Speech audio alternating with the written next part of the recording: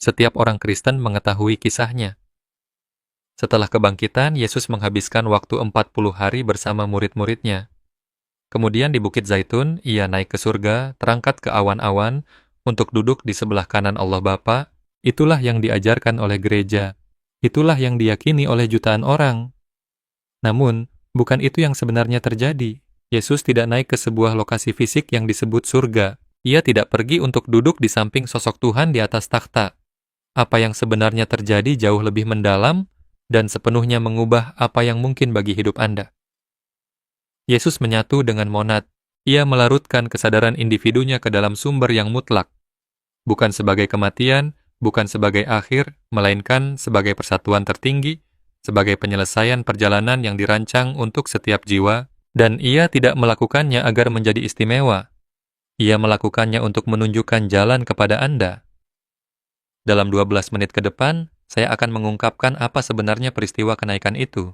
Mengapa gereja mengubah persatuan mistis menjadi sebuah keberangkatan fisik? Apa yang dikatakan teks-teks gnostik tentang apa yang benar-benar terjadi? Dan yang paling penting, bagaimana penyatuan Yesus dengan monad adalah pola dasar bagi kepulangan Anda sendiri ke sang sumber. Karena jika Yesus menyatu dengan monad dan Yesus berkata bahwa Anda akan melakukan apa yang ia lakukan, maka takdir Anda pun sama. Bukan suatu hari nanti. Bukan setelah kehidupan yang tak terhitung jumlahnya, melainkan dalam kehidupan ini. Jika Anda siap, mari kita lihat catatan Alkitab yang sebenarnya. Kisah Para Rasul 1 ayat 9 mengatakan, "Dan sesudah ia mengatakan demikian, terangkatlah ia disaksikan oleh mereka, dan awan menutupinya dari pandangan mereka." Awan, ini bukan awan secara harfiah. Dalam bahasa Alkitabiah dan mistis, awan melambangkan sesuatu yang tidak dapat diketahui, misteri ilahi, tirai antara realitas material dan ranah kesadaran murni.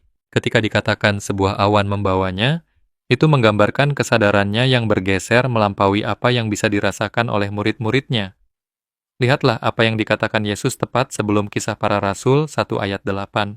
"Kamu akan menerima kuasa kalau Roh Kudus turun ke atas kamu." Ia memberitahu mereka bahwa apa yang akan terjadi padaku akan terjadi padamu. Kuasa yang sama, kenaikan yang sama, persatuan yang sama. Aku pergi lebih dulu untuk menunjukkan kepadamu bahwa itu mungkin. Sekarang lihatlah teks-teks gnostik yang dilarang oleh gereja. Dalam Apokrifon Yakobus, Yesus menggambarkan keberangkatannya secara berbeda. Ia berkata, "Aku akan pergi ke tempat dari mana aku berasal." Bukan naik ke surga, melainkan kembali ke sang sumber, ke monad, ke asal-usul kesadarannya sebelum ia mengambil wujud fisik. Injil Filipus bahkan lebih eksplisit. Yesus datang untuk menyalibkan dunia, bukan untuk disalibkan.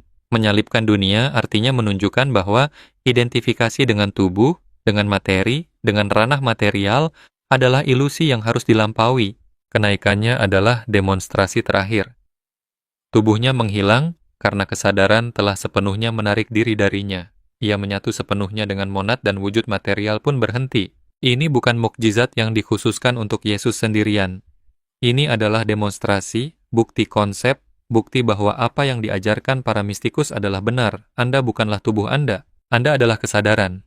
Dan kesadaran, ketika ia terbangun sepenuhnya, akan kembali ke sumbernya. Inilah perbedaan kritisnya. Kenaikan, seperti yang diajarkan agama Kristen, menyiratkan bahwa Yesus pergi ke suatu tempat di atas sana, ke sebuah lokasi, untuk duduk di samping Tuhan di atas takhta. Ini membuat Tuhan menjadi sesuatu yang eksternal, di tempat lain, di tempat di mana Anda tidak berada. Namun, penyatuan dengan monad berarti sesuatu yang sama sekali berbeda. Monad bukanlah sebuah lokasi. Ia adalah dasar dari semua keberadaan. Ia ada di sini sekarang, di mana-mana, dan sekaligus bukan dimanapun. Yesus tidak pergi ke monad. Ia menyadari bahwa ia tidak pernah meninggalkannya. Gelombang kesadaran individunya menyatu kembali ke dalam samudra yang tak terbatas. Pikirkan seperti ini. Bayangkan Anda adalah setetes air yang diambil dari samudra dan dimasukkan ke dalam cangkir. Anda tetaplah air, zat yang sama dengan samudra, tetapi Anda sedang mengalami pemisahan. Anda terindividuasi. Ketika Anda dituangkan kembali ke samudra, Anda tidak pergi ke suatu tempat. Anda menyatu. Anda larut ke dalam totalitas. Anda menyadari bahwa Anda selalu adalah samudra. Hanya saja sementara waktu mengalami diri Anda sebagai tetesan. Itulah yang terjadi pada Yesus. Inkarnasinya adalah tetesan di dalam cangkir. Hidup, kematian, dan kebangkitannya adalah pelajaran yang didapat dalam pemisahan. Kenaikannya adalah kepulangan ke samudra, penyatuan dengan monad, pelarutan Yesus sebagai individu ke dalam Kristus sebagai kesadaran universal. Gereja tidak bisa mengajarkan hal ini karena jika Yesus menyatu dengan monad, dan monad adalah sumber dari semua kesadaran, maka Anda berasal dari tempat yang sama. Anda terbuat dari zat yang sama, dan Anda ditakdirkan untuk kepulangan yang sama. Itu membuat Anda setara dengan Yesus dalam asal-usul dan takdir. Bukan dalam pencapaian saat ini, tetapi dalam potensi. Dan gereja tidak menginginkan hal itu. Mereka butuh Yesus yang terpisah, istimewa, dan unik. Karena jika ia tidak demikian, Anda tidak membutuhkan mereka. Tetapi Yesus mengajarkan yang sebaliknya. Yohanes 14 ayat 12. Sesungguhnya barang siapa percaya kepadaku, ia akan melakukan juga pekerjaan-pekerjaan yang aku lakukan, bahkan pekerjaan-pekerjaan yang lebih besar daripada itu. Bagaimana mungkin Anda bisa melakukan pekerjaan yang lebih besar jika Anda secara mendasar berbeda? Anda tidak bisa. Anda adalah zat yang sama, sumber yang sama, takdir yang sama. Yesus hanya sampai di sana lebih dulu. Alkitab mengatakan Yesus menghabiskan 40 hari antara kebangkitan dan kenaikan. Apa yang ia lakukan? Gereja mengatakan ia sedang mengajar murid-muridnya, itu sebagian benar. Tetapi teks Gnostik mengungkapkan sesuatu yang lebih dalam. 40 hari itu adalah tahap akhir dari penyatuan Yesus dengan monad. Kebangkitan adalah langkah pertama. Ia mendemonstrasikan bahwa kesadaran bertahan melampaui kematian tubuh.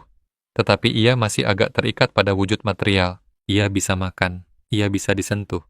Ia berada dalam transisi antara manusia seutuhnya dan ilahi seutuhnya. 40 hari itu adalah proses pelarutan. Setiap hari identifikasinya dengan wujud material berkurang. Kesadarannya meluas, getarannya meningkat. Ia memang mengajar murid-muridnya ya, namun yang lebih penting, ia mendemonstrasikan tahapan kepulangan ke monad. Dalam Pistis Sophia, Yesus menggambarkan kenaikan melalui berbagai tingkatan, melalui ranah para archon, melalui bola-bola planet, melalui tingkatan pleroma. Ini bukan perjalanan fisik. Ini adalah kesadaran yang naik melalui frekuensi. Setiap tingkatan membutuhkan pelepasan lapisan identifikasi lainnya. Ego, keinginan, ketakutan, kemelekatan pada wujud, semuanya harus larut untuk penyatuan yang sempurna. Pada hari ke-40, prosesnya selesai. Yesus bukan lagi Yesus dalam arti yang sempit. Ia adalah kesadaran Kristus, kesadaran monad yang mengenakan penampilan wujud manusia. Dan kemudian bahkan penampilan itu pun larut, awan membawanya. Yang artinya, kesadarannya sepenuhnya menarik diri dari semua manifestasi material. Penyatuan sempurna tercapai, dan inilah yang dipahami oleh murid-muridnya namun dihapus oleh gereja. Yesus tidak meninggalkan mereka. Ia menunjukkan kepada mereka masa depan mereka sendiri. Kesadaranmu akan naik seperti ini, kamu akan larut seperti ini, kamu akan menyatu seperti ini.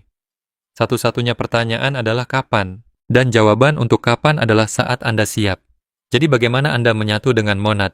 Bagaimana Anda menyelesaikan perjalanan yang sama seperti yang didemonstrasikan Yesus? Bukan melalui kematian fisik semata. Itu hanya melepaskan Anda dari satu tubuh. Penyatuan membutuhkan pergeseran kesadaran, kebangkitan, gnosis. Langkah pertama, sadari bahwa Anda berasal dari monad. Ini bukan sekadar keyakinan. Ini adalah pengetahuan, meditasi, kontemplasi, pengalaman langsung tentang kesadaran Anda sebagai sesuatu yang tidak diciptakan oleh otak Anda, melainkan ada sebelum kelahiran Anda dan berlanjut setelah kematian Anda. Ketika Anda tahu bahwa Anda bukan tubuh, Anda sudah setengah jalan menuju penyatuan. Langkah kedua, mulailah proses pelarutan. Sekarang Anda tidak perlu menunggu kematian. Ego bisa larut saat masih hidup. Setiap kali Anda memilih kehadiran di atas pikiran, kesadaran di atas identitas, keheningan di atas reaksi, Anda sedang melarut. Anda sedang melepaskan diri yang palsu, memberi ruang bagi diri yang sejati untuk muncul. Langkah ketiga, lepaskan kemelekatan pada bentuk, pada orang, harta benda, status, bahkan pada tubuh dan kepribadian Anda sendiri. Bukan dengan menolaknya, melainkan dengan tidak mengidentifikasi diri dengannya. Semuanya bersifat sementara.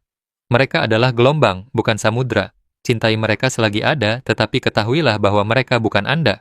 Langkah keempat, praktikkan kematian secara sadar. Inilah yang dilakukan para mistikus. Setiap hari dalam meditasi yang mendalam, Anda berlatih melarut.